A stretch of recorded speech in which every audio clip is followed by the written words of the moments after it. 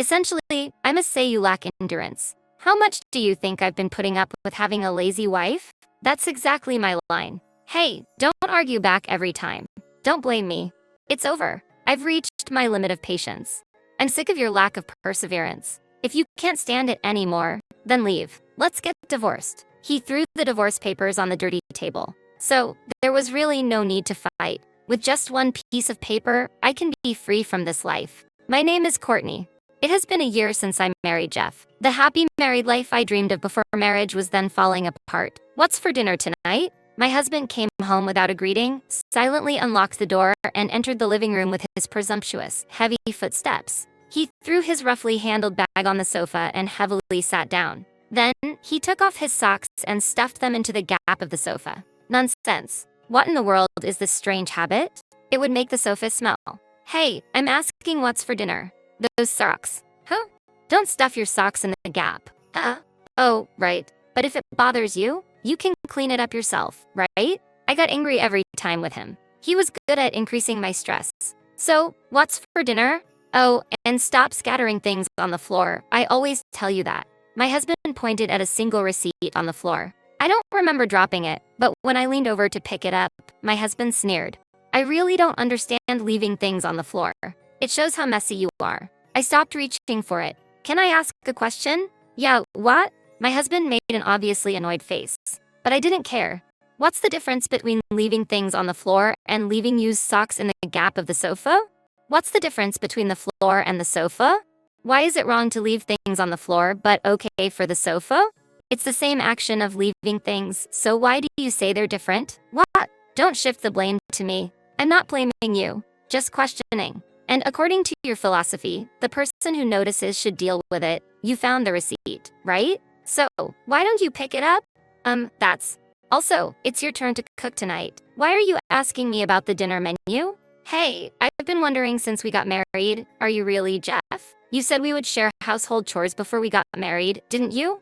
Did you forget? Or were you abducted by aliens and got replaced? If so, we need to rescue the real Jeff. So, who are you? And who's preparing dinner tonight? All right, I'll prepare it myself. He sighed deeply. Courtney, you've changed. With a look of exasperation, he continued to sigh. Every time he chopped using the knife, he'd sigh. Every time he lit the gas range, he'd sigh. He was really irritated by everything.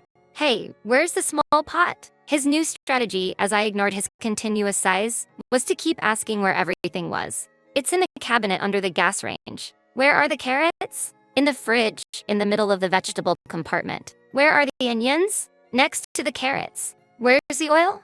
On the shelf under the gas range, on the right side. And the salt? On top of the gas range, in the seasoning rack, the second one from the right. Hey, can you help me? If you help with my tasks, I'll help you. I don't remember you helping me when it was my turn. If you want help, show some willingness to cooperate first. He looked dissatisfied, and in his anger, what he ended up making was stew with undercooked vegetables. There was neither rice nor bread, just the stew. Furthermore, while I ate from a small plate, Jeff proudly placed a large plate of stew in front of him. His smug expression exuded a trace of spite. Thank you. Let's eat. I said grace for the meal and quickly finished it. I cooked, but if you're not full, make something yourself next time. Haha, okay. I cheerfully moved to the kitchen to start preparing pasta, but the filthiness of the sink dampened my spirits. This is always how he is. Even if he reluctantly cooks, he never cleans up afterward. That burden is always on me.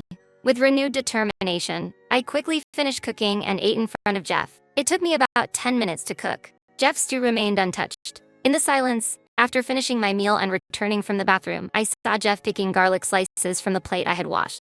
I'm tired of this vulgarity. Before we got married, he was kind and cool. Initially, he was my superior at work and my mentor. When I made a mistake with an order, causing trouble for a client, and was being sternly scolded by my boss, he stood up for me. The moment he boldly protected me in front of everyone watching felt incredibly supportive. Our relationship evolved into romance, leading us to the present. But his casual remarks gradually cooled my feelings. At our wedding after party, a tipsy Jeff became talkative. When did you fall for me? He asked, and I initially wasn't sure which moment he was referring to. There were many charming moments, so I was smitten with him. You thought I was cool when I defended you in front of everyone, right? Actually, that mistake was my fault because I forgot to communicate something important, he revealed, and I felt utterly disillusioned. Following his words, the room fell silent, with everyone giving awkward smiles. The only one laughing heartily was Jeff. A colleague commented that it might be the alcohol talking, but I wasn't convinced. They say one's true feelings emerge when drunk. Just 1 week after the wedding, Jeff's true nature became apparent. He didn't keep his promises. They were all talk, and he stereotypically assigned household chores as a woman's role, revealing the superficial goodness in him had vanished. I thought of divorce as an option. But since it was just a week into our marriage, I was concerned about appearances. I am not inherently weak and have the courage to confront my husband. I wanted to explore the possibility of improving him. However, now, I've given up on that idea. I feel that I should not continue living such a draining life. I was ultimately unable to change my husband. A year into our marriage, I was looking for the right moment to suggest divorce. Then, a turning point came. My brother is coming over today, so please be nice. Why would he say that all of a sudden? I wanted to express my displeasure, but I held back. Having sisters myself, I understand the desire to meet when nearby due to a business trip, and I assume Jeff would feel the same.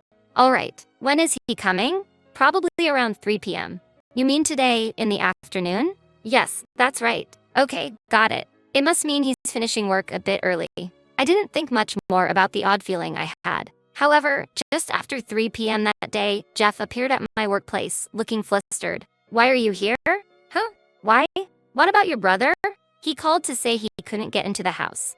Well, that makes sense. If you're here, it means no one is at home. What are you doing here? I told you I was counting on you. Yes, you did, but, huh? You mean I should leave work early to entertain your brother? What else would it be? I was astonished. This man is hopeless. Wait a minute. Whose brother is he again? Your brother, right? Why should I have to leave work early to take care of my brother-in-law? That's ridiculous. Seriously. But, no bits. I don't want to hear excuses. You take care of your brother. It's not my responsibility. Fine. I've had enough. Jeff left in a fury. I was exhausted. Yet, the thought that this might be a step toward divorce made me feel excited. Who can stay late tonight? Before I knew it, I was the first to raise my hand. I finished work and left the company after 9 p.m. Since Jeff asked me to, I hurriedly bought some drinks and snacks at the supermarket and went home. I'm home. As I opened the door to our house, a strong smell of alcohol hit me. It seemed they both had been drinking a lot. I've had concerns about my brother-in-law's misconduct ever since we got married. He started visiting more frequently after we got married. We lost our parents when we were young. Well, somehow. This house reminds me of our hometown. It feels warm. This is a line my brother-in-law often says when drunk. Thinking our home is like his childhood home, he believes it's acceptable to make a mess and spill drinks while drunk, resulting in a huge cleaning effort after his visits. And Jeff has never once helped with this. I felt angry when various places like the curtains, living room, bathroom, and even the blanket were soiled. The cleaning was always my task. Despite this, the sight of the two brothers enjoying their time together evokes a sense of brotherly bond forged over many years. That's why I've repeatedly restrained my anger. I cautiously opened the living room door, only to be greeted by a scene of chaos. Beer cans scattered across the floor, large stains from spilled liquids, fragments of chips, and greasy fingerprints on the television, all contributing to my overwhelming sense of fatigue. Oh, the foolish wife has returned. Exactly. Brother, please tell her more. Calm down. Don't worry, Jeff. I'm here now, so there won't be any more nonsense from your wife. Is this some kind of joke? Courtney, I'll teach you how to be a proper wife, so be grateful. I'm sorry, but I'll have to decline. Don't resist. Come sit here. Looking towards the sofa where my brother-in-law was pointing, I noticed 2 pairs of socks stuffed into the gap. So this is the true bond of brothers. As Jeff said, you are indeed a presumptuous wife. We need to correct this together. I'll be living here from now on, so listen carefully, Courtney. Do you understand? What do you mean, living here? This is our family home. It's only natural for the sons to live here. Are you serious? It seemed incredulous, but he was earnest. He was saying this is unequivocally his house, which my husband simply moved into. This house was passed down to me by my parents. It's not your family home. Haha. Young people these days. Listen, by marrying Jeff, you took our family name. Don't you understand the significance of that? From the moment you married into this house, it became our family's home. I couldn't help but laugh at that statement. My laughter only infuriated my brother-in-law further. What's with that reaction? I'm the eldest brother.